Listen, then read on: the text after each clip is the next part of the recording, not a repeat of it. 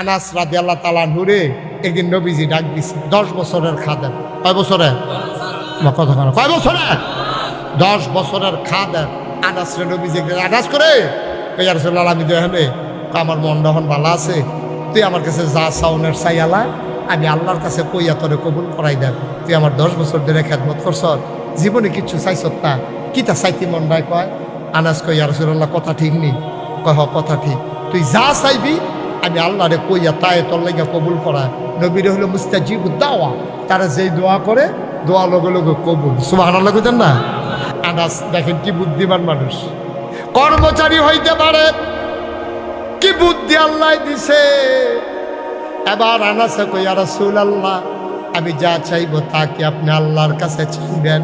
কয় হ আমি তাই তোমার জন্য চাইব।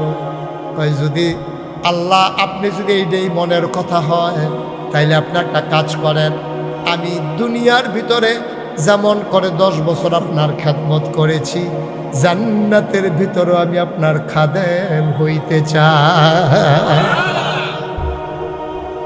নবী গো আমার কিচ্ছু লাগতো না, 10 বছর খেদমত করতে করতে আপনার প্রেমে পড়ে গেছি। আমি জান্নাতে যখন যাই, আপনি যখন জান্নাতে যাইবেন, আপনি যদি আল্লাহ কয় খাদেম টাদেম লাগবো নি, আপনি দয়া করে আমার নামটা কই সুবহানাল্লাহ কইতেন না? আনাস করে নরম হইয়া মাথাটা নোয়াইয়া বইয়া নবীর কাছে দরখাস্ত দিছে।